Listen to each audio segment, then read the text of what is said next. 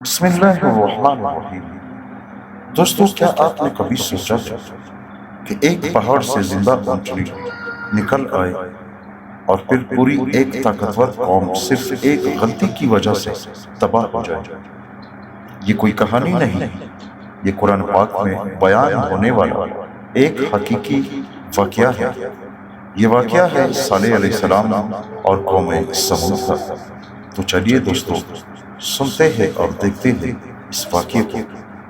ہزاروں سال پہلے عرب کے صحرا میں ایک بہت طاقتور قوم آباد تھی جس کا نام تھا قوم سمود۔ یہ لوگ اتنے ماہر تھے کہ پہاڑوں کو تراش کر شاندار گھر بنایا کرتے تھے۔ اونچی نہر، وسیع راستے اور بے شمار دولت۔ انہیں اپنی طاقت پر بہت غرور تھا، لیکن ایک چیز کی کمی تھی، وہ اللہ کو بھول چکے تھے۔ وہ پتھروں اور بتوں کی عبادت کرتے تھے، ظلم کرتے اور کمزور لوگوں کا مذاق اڑاتے تھے۔ تب اللہ تعالیٰ نے ان کی ہدایت کے لیے صالح علیہ السلام کو نبی بنا کر بھیجا۔ صالح علیہ السلام نہایت نرم دل اور سچے انسان تھے۔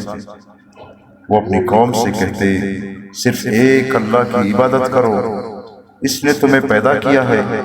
مگر قوم کے سردار ہنسنے لگے، کہا، اگر تم واقعی اللہ کے نبی ہو تو کوئی معجزہ دکھا دو۔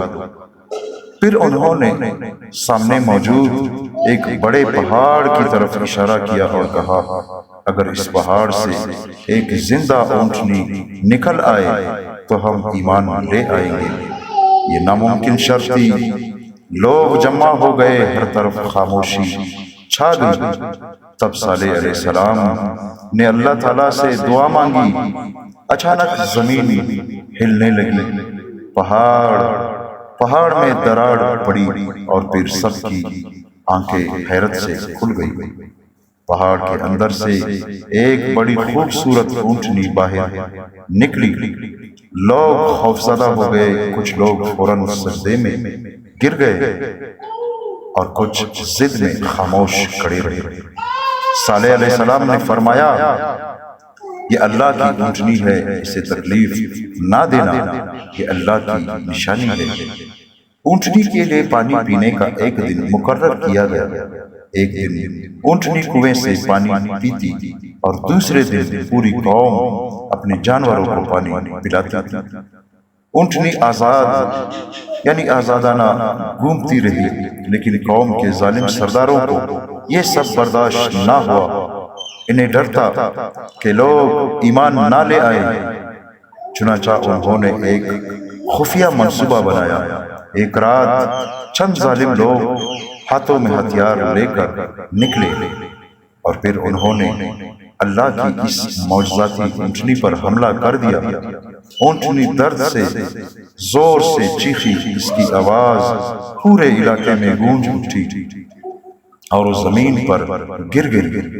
جب صالح علیہ السلام کو یہ خبر ملی تو ان کی آنکھوں میں غم بھر آیا۔ انہوں نے فرمایا، تم نے اللہ کی نشانی کو قتل کیا ہے، اب 3 دن بعد اللہ کا عذاب آئے گا۔ لیکن قوم پھر بھی ہنستی رہی اور صالح علیہ السلام کا مذاق اڑاتے رہے۔ پہلے دن ان کی چہرے زرد ہو گئے، دوسری دن سرخ ہو گئے، تیسرے دن کالے پڑ گئے۔ لوگ خوفزدہ ہونے لگے اور پھر چوتھے دن صبح کے وقت آسمان سے ایک خوفناک چیخ آئی۔ زمین زور سے کانپی، محل ٹوٹ گئے، پہاڑ ہل گئے اور پوری قوم تباہ ہو گئی۔ وہ لوگ جو اپنی طاقت پر غرور کرتے تھے ایک لمحے میں ختم ہو گئے۔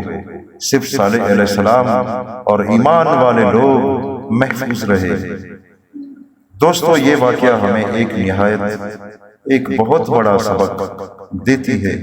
جب انسان غرور میں آ کر اللہ کی نشانیوں کا انکار کرتا ہے تو انجام بہت خوفناک ہو سکتا ہے۔ اللہ صبر کرنے والوں اور سچائی پر چلنے والوں کو ہمیشہ کامیاب کرتا ہے۔ دوستو، اگر آپ کو یہ اسلامی واقعہ پسند آیا تو ویڈیو کو لائک کریں، چینل کو سبسکرائب کریں اور کمنٹ میں لکھیں سبحان اللہ۔